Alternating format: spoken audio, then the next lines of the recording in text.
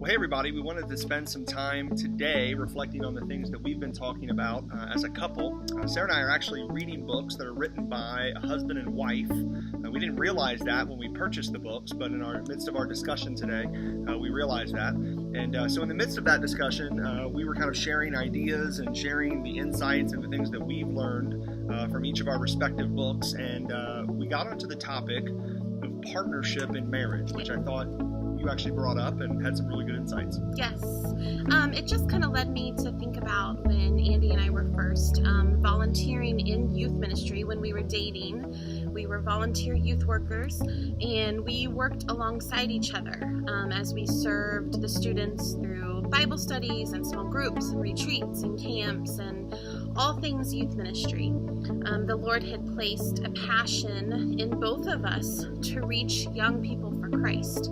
And I have so many fond memories of our first years in youth ministries as volunteers. And I'm so thankful for that time, because it was during that time that I really felt the Lord's call. We really felt the Lord's call on both of our lives for youth ministry.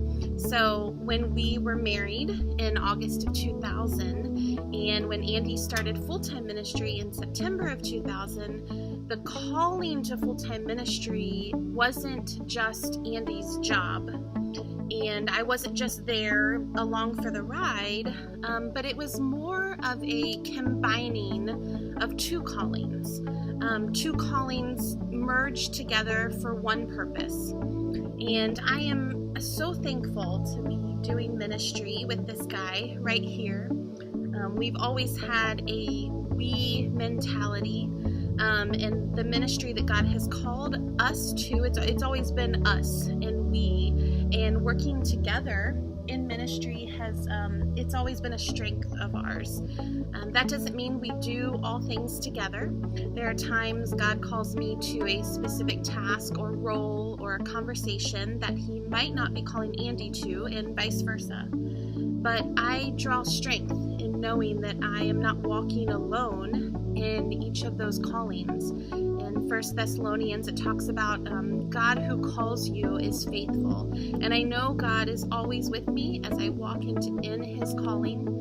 And it's also very comforting to know that Andy, my partner, my husband, he is always there supporting me and cheering me on. And I'm very thankful for the partnership that we have in ministry.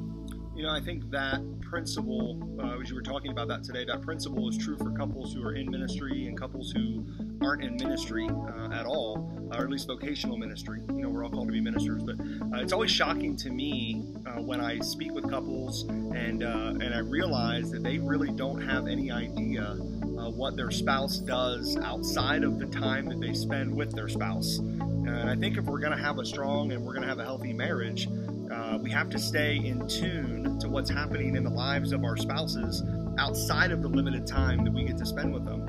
You know, I think as you well know, as I think we've experienced in our marriage, you can quickly begin to feel at times like you're just kind of roommates sharing the same house, if you will, and you end up on different schedules and you end up developing these different interests. And if you're not careful, you kind of end up walking these lives and journeying these parallel kind of, you're walking next to each other, but you're not really doing life together.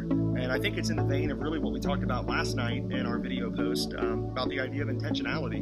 You know, as a couple, you should always understand one another's struggles. You should know one another's struggles, and you should regularly discuss those struggles and those victories and those questions and your ups and your downs and your good days and your bad days and the things that you may sense that God is calling you to as an individual. That ought to be the first discussion that you have with your spouse after you begin to feel, you know, like God is calling you into something. And I've always said this, and I don't know where I got this, so if I stole this from someone, please credit them. But this idea that all of us are going to confide in someone. The question is who is it going to be? And if you're married, you want your confidant of your spouse to be you. I mean, I want that to be you, and you want that to be me, because we're all going to confide in someone at some level. And, you know, God might not be calling, and I think you hit on this, I just wanted to highlight this, but, you know, God might not be calling you to or me to exactly what He's calling your spouse to, and you mentioned that a minute ago. But to a specific conversation or to a specific situation. We each have these different callings in our lives, but I agree with that. But that calling that God has placed on your lives should always be edifying. Whatever God is calling you to, or whatever God is calling me to individually, it should be edifying and encouraging to our marriage. And, I just think that sometimes I don't always see that. God isn't going to call me to something or you to something that's going to be detrimental to our marriage.